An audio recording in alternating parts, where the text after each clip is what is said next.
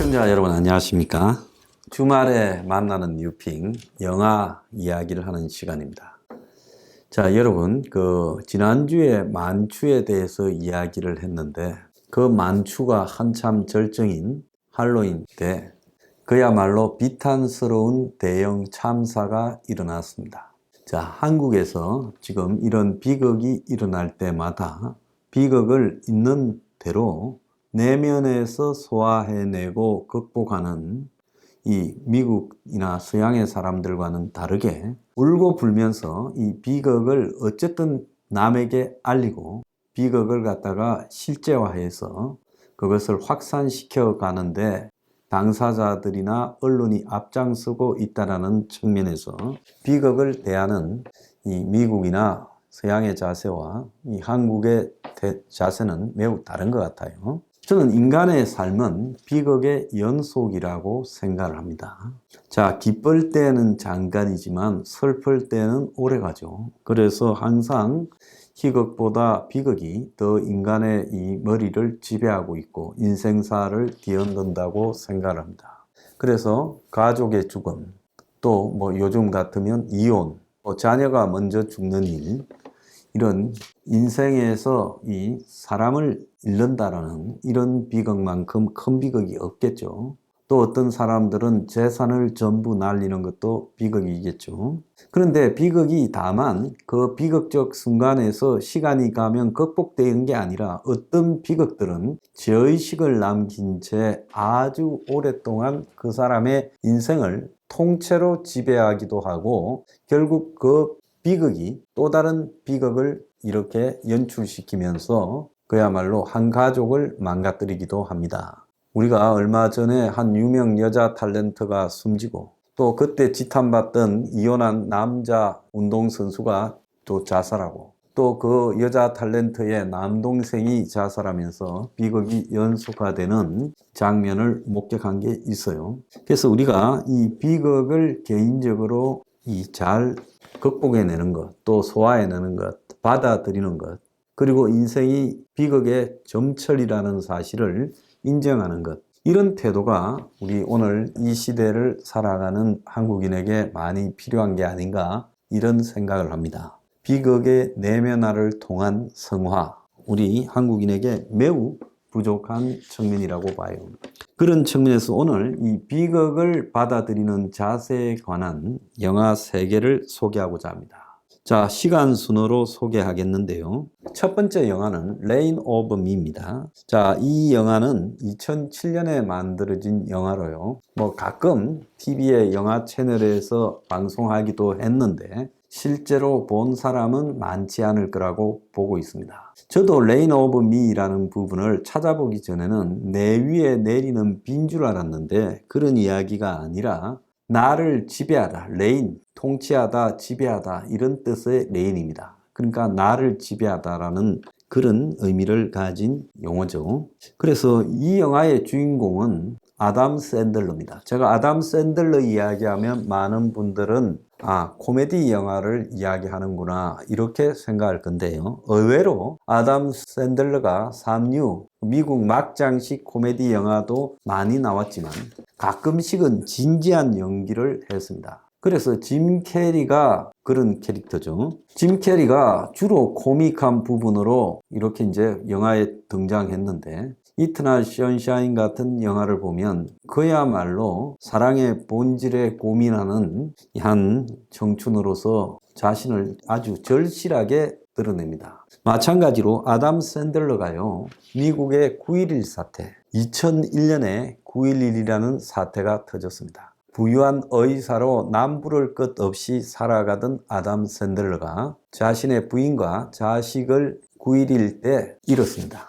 그러면서 그 이후에 완전히 이 슬픔에 사로잡혀서 폐인처럼 살아가는데 그의 대학교 동창이자 동료 의사였던 돈 치털. 자, 돈 치털 키 큰 흑인으로 영화에 많이 출연하고 있죠. 이 돈 치털이 우연히 거리에서 만났는데 자신을 알아보지 못하는 과거의 동료이자 대학 동창인 이 아담 샌들러를 이렇게 쫓아가면서 그가 엄청난 비극을 겪고 나서 사람이 황폐해졌음을 깨닫습니다. 그래서 그 아담 샌들러가 나중에 이제 자신의 이런 심리적 이상으로 사고를 치고 그래서 이제 법정에 의해서 정신병원에 입원하게 되는 위기에서 그를 구해내고 또 장인 장모들이 돌보게 하는 그런 과정들을 담담하게 그리고 있는데요. 자, 내용상으로 보면 여기에 무슨 영화가 재미가 있겠느냐라고 보이는데 슬픔에 빠진 과거의 코미디 영화의 미국을 대표하는 주인공인 아담 샌들러. 근데 실제 영화를 보게 되면 굉장히 이 상실에 대한 슬픔이 짙게 다가옵니다. 그래서 가을에 모든 것을 잃은 듯한 초연한 표정에 정신분열증적 이상에 지금 시달리고 있는 아담 샌들러, 그를 통해서 그가 그런 위기를 극복하면서 정상인으로 살기 위해 노력하는 것, 또 그를 도우려는 친구, 자, 이런 것들을 우리가 씹어보면 이 슬픔의 극복이야말로 얼마나 진짜 이 끈질긴 노력이 필요한가라는 걸 잘 알 수 있습니다. 그래서 이 영화 분위기도 좀 쓸쓸한데요. 이 레인 오브 미, 자, 우리가 대형 참사를 당했을 때 마음을, 영혼을 세탁할 수 있는 영화로 한번 볼 것을 꼭 추천드립니다. 또 하나의 영화는 맨체스터 바이 더 시입니다. 미국의 대서양 해안에 있는 마을 이름입니다. 맨체스터 바이 더 시. 자, 이 영화는 2017년에 아카데미 각본상과 남우주연상을 받았습니다. 이 영화의 주인공이 케이시 애플렉, 릭으로 나오는데요. 이 케이시 애플렉은 유명한 배우 벤 애플렉의 동생이죠. 근데 이 자가 실제 거의 좀 말종이라서 깜빵에 갔다 오기도 했습니다.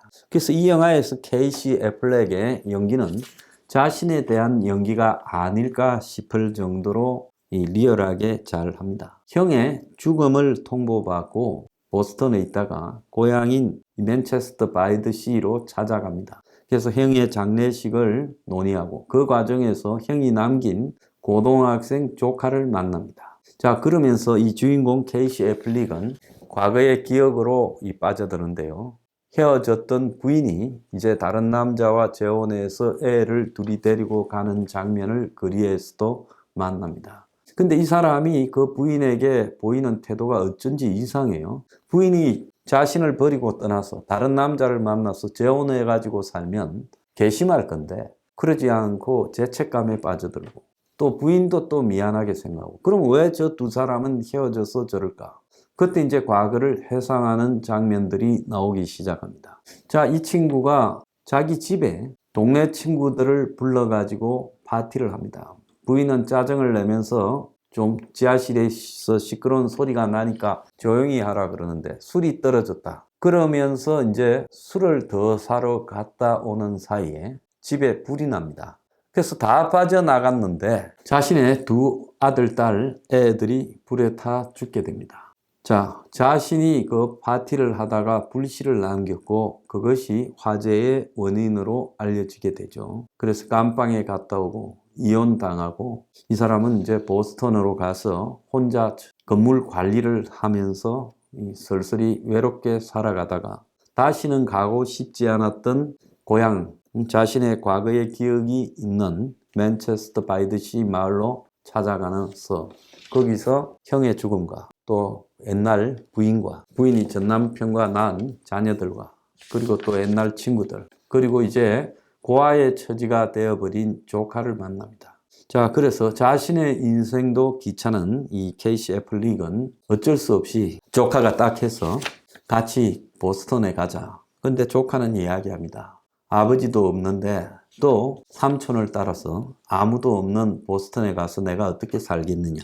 여기서 그냥 나 혼자 살아가겠다. 자, 결국은 둘이 옥신각신 하다가 각자 자기 삶을 살아가는 걸로 나옵니다. 조카는 아버지를 잃어서 모든 가족을 잃었고요. 또 여기 삼촌은 과거의 모든 것을 상실했던 자신에게 고통만으로 남아있는 이 맨체스터 바이 더 시 마을에서 자신을 돌아볼 기회를 가집니다. 이 두 사람은 매우 고통스럽고 힘들겠지만 또 자신의 인생을 꿋꿋이 살아가야 되겠지요. 그래서 제가 이 영화를 보면서요, 굉장히 가슴이 쓰렸습니다. 자, 슬픔이라는 것은 과연 저런 거구나. 뭔 큰 죄를 지었길래 순간적으로 내가 불씨를 잘못 관리함으로써 나타난 이 모든 것이 나의 인생을 황폐하게 만들어버리고 남은 평생을 죄책감으로 살아가게 한다. 자, 인생은 그래도 꿋꿋이 살아가는 겁니다. 그 부인도 다시 재혼해서 애들을 낳고 살아가듯이 케이시 애플렉도 자신의 인생을, 또 그 조카도 자신의 인생을 살아가게 되겠죠. 자, 마지막으로 소개해 드릴 영화는요, 넷플릭스에서 올라와 있는 언포기버블, 용서할 수 없는이라는 제목을 가진 작년에 나온 영화입니다. 자, 넷플릭스가 오리지널로 만든 영화인데요, 우리가 여기 주인공이 산드라 블록이 나옵니다. 이 산드라 블록은 상당히 코믹한 영화의 여자 주인공으로 나왔는데, 나이가 들어서 점점 무거운 영화의 주인공을 소화해내면서 이제는 명확한 이 자신의 특성을 가진 캐릭터로서 굳혀가기 시작했습니다. 배우의 연기 변신이 성공한 영화죠. 이 영화 정말 가슴 아픕니다. 처음에 이제 영화 첫 장면이요, 교도소에서 석방되어서 이제 미국에서 가석방되면 신고를 하지 않습니까? 경찰서에 가서 신고를 하고 보호관찰인을 만나고, 또 가석방된 이런 사람들이 살아가는 전용 숙소가 있습니다. 거기에는 전부 완전히 인생 말종들이 모여서 살아가죠. 그리고 거기서 이제 일자리를 또 구해야 됩니다. 자, 살인을 했고, 그리고 가석방되었고, 일자리를 구하기가 쉽지가 않지요. 생선 뱉다는 일자리를 구합니다. 자, 그러면서 이제 산드라 블록은 자꾸 누군가를 찾습니다. 누군가가 바로 그녀의 친여동생인 한 소녀입니다. 그러면서 과거의 기억으로 돌아갑니다. 아버지가 갑자기 농장을 하다가 빚이 많은데 죽었습니다. 그리고 이제 갓 청년기에 접어든 산드라 블록과 아주 어린 4살짜리 여동생 둘이만 남았습니다. 아버지가 남긴 빚 때문에 이제 그 농장을 은행에 차압을 하고, 그래서 빚겨주지 않으니까 이제 보안관들이 와서 이제 그 두 사람을 나가라고 합니다. 그 이제 동네 보안관은 이 집을 잘 알고 있고 아버지하고도 잘 알았던 사람입니다. 우리 집에 같이 가서 살자, 걱정하지 마라, 나와라 하는데, 모든 것을 잃어버린 듯한 이 두 자매는 나오지 않습니다. 그러다가 이제 보안관이 진입하려고 할 때 총을 들고 이렇게 맞섰으니까요, 갑자기 총소리가 나고 보안관이 총에 맞았습니다. 그리고 이제 산드라 블록이 동생을 데리고 도망을 가고, 그러다가 이제 동생을 남기고 잡혀갑니다. 자, 그래서 혼자 남겨진 동생은 그래도 괜찮은 집에 입양을 가서 어릴 때 이제 소질이 있던 피아노를 해서 피아노를 전공하는 전도가 유망한 여학생으로 이제 성장했습니다.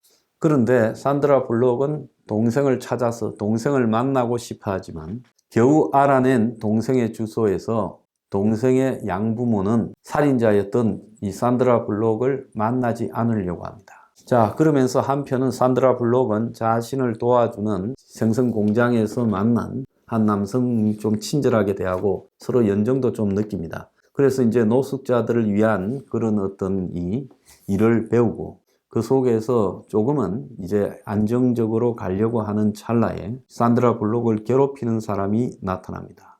자, 자신의 아버지가 총을 맞아 죽은 그 집에 두 행제관이 있는데, 이 행제관들은 인생이 잘 풀리지가 않았습니다. 아버지 죽음 뒤에요. 그래서 뭐 노동계에 종사하는 건달처럼 되어버렸고, 그러다 보니까 형이 동생을 만나서 우리 아버지를 죽인 여자가 석방이 되었다, 그래서 그 여자를 죽이자, 이렇게 제안을 합니다. 동생도 거부하다가 어느 날 형에 동참하기 시작합니다. 그러다가 산드라 블록이 이 여동생이 하나 있고 그를 찾았다는 것도 압니다. 한편 산드라 블록은 자신의 옛집에 찾아갔다가 그 집에 사는 이 미국의 가난한 사람을 도와주는 인권 변호사를 만나서 그를 통해서 이제 여동생의 양부모와 접촉이 되고, 여동생의 양부모를 만나지만 여동생의 양부모는 살인자였던 산드라 블록을 면담하기를 거절합니다. 자, 여기에서 이제 우리는 느낍니다. 아무리 그래도 나이가 20 넘은 여자가 자신의 집이 경매에 넘어가서 그걸 강제로 차압하려고 하는 이 보안관과 공권력에 총을 쏴서 죽일 수 있느냐. 저 여자는 대가를 치러야 되는 인생일지도 모른다. 그렇게 느끼죠. 자, 그 과정에서 산드라 블록에 의해서 살해당했다고 생각하는 행제는 산드라 블록의 여동생이 있다는 걸 알고 그녀를 납치해서 산드라 블록을 지금 유인하려고 합니다. 자, 산드라 블록은 모든 것을 각오하고요. 나를 죽여라 하고 납치하는 장소에 갑니다. 근데 두 형제 간에 산드라 블록의 처리를 두고 다툼이 벌어져서 결국 한 명이 죽고 한 명은 자수하게 되고 산드라 블록은 자신의 여동생을 구해서 나옵니다. 그때 또 다른 해상이 이어집니다. 사실은 산드라 블록이 총을 쏜 게 아니라 그 4살 먹은 어린 여자 동생이 그냥 은거끌에 보안관이 들어오니까 총을 쏜 겁니다. 근데 산드라 블록은 그 4살 먹은 어린 애가 쐈다. 그러면 법적으로 형사미의 처벌되니까 그렇게 해서 둘 다 빠져나갈 수 있었지만은 그래도 양심이 있으니까 자기가 쐈다라고 하고 동생을 놔두고 자기가 처벌받는 길을 택합니다. 동생은 세월이 흐르면서 어릴 때 기억에 악몽에 시달리지만 이제는 자기가 총을 쐈다는 것도 잊어버렸죠. 자, 여기에서 이 산드라 블록 도대체 이제 부모님이 좀 농장을 하다가 빚을 졌다. 미국에 보편적으로 일어나는 일이죠. 미국에 뭐 농장을 뺏긴 사람이 한둘이 아닙니다. 근데 아버지가 죽고 어린 두 지금 형제간만 남아서 그 농장을 뺏기지 않고 끌어나갈 방법도 없고 또 아버지의 이 가족의 기억이 있는 농장에서 쫓겨나가기도 싫고 저항하다가 동생이 사고를 저질렀는데 본인이 그걸 안고 십몇 년의 징역을 살고 나와가지고 또 밑바닥 인생을 살아가고 동생을 만나고 싶어하고 동생은 또 아무것도 모르다가 마지막에는 이제 진실을 알게 되죠. 자, 동생은 끝까지 아무것도 모를 겁니다. 산드라 블록이 내가 죽인 게 아니라 네가 죽였다라고 말을 할 리가 없죠. 또 아버지의 원한을 갚으려고 자신들의 인생이 잘 풀리지 않은 문제가 산드라 블록에서 비롯됐다는 그 행제. 그 두 사람도 가정사도 원만하지 않고 지금 현재 자기 현실도 지극히 불우한 처지입니다. 자, 도대체 누가 가해자고 누가 피해자일까요? 자, 이 영화를 보면서요, 저는 정말로 가슴이 먹먹했습니다. 세상에 일어나는 불쌍한 일들, 참으로 비참한 일들, 불우한 일들 중에 꼭 가해자와 피해자를 가리기 어려운 일도 있다는 겁니다. 우리가 이태원 참사를 보면서요, 꼭 누가 잘못했다, 누가 어떻게 이 정치적으로 책임을 져야 된다, 이렇게 단정하는 일들이 넘쳐나는데요. 이 세상은 때에 따라서는 가해와 피해가 중첩되어 있고 그걸 가리기 어려울 때도 있고 또 그 속에서 혼란스러울 때도 있으며 또 피해자가 가해자가 될 수도 있다라는 것을 이 영화가 보여주고 있습니다. 자, 저는 이 나이가 들면서 이 기쁜 영화를 보면서 즐거움을 느끼는 게 아니라 이런 슬픈 영화를 보면서 비극을 성화하는 개인을 보면서 카타르시스를 느끼고 있습니다. 여러분도 이 가을에 이태원 참사 때 생각날 수 있는 책임과 또 비극, 상실에 관한 오늘 영화 3가지, 맨체스터 바이 더 시, 레인 오브 미, 그리고 언포기버블, 이 영화들을 보면서 가을날 더욱 인생에 대해서 깊은 생각을 할 수 있는 시간이 되기를 바랍니다. 감사합니다.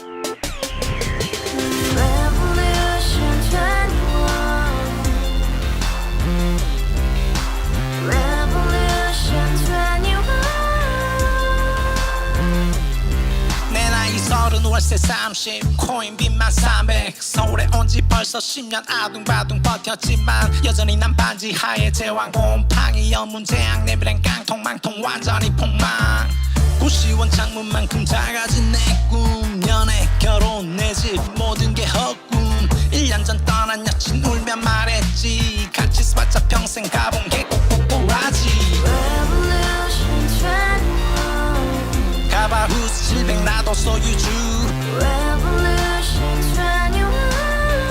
가바후스 700 나의 소주 택시기사 우라부지 마트 캐셔 울어무니 우리 집안 다 털어봤자 후줄 그래 개선민 내 미래 거기서 팍 끝난 거지 팍 더 이상 잘려 맨날 학원 날 개쳐 발려 밤비 내리는 양화대교 홀로 걷고 있을 때 현수막에 아로 새겨진 평당 700짜리 아파트 다 같이 소리 질러 혁명 21 Revolution 21 카바후스 700 나도 소유주 Revolution 21 카바후스 700 나의 소주 You and I, we live together in the house. Brand new day, and your dream had just begun. yeah. Revolution 21, only open happiness. 너의 곁에 내가 영원히 yeah. 지금까지 정치인들 입만 열면 찝찝찝 개소리 멍멍멍 쳤다 하면 뻥 잘난 부모 만나 잘난 학교 나오면 뭐 하나 우동살이 꽉 찬 대가리 깡통 소리 통통 저 푸른 조원이의 그림 같은 집을 짓고 평상사천 팔면 뭐해 평생 살 수 없는 집 내 미래 내 꿈 희망 그 살아나는 집 우리의 미래 혁명 21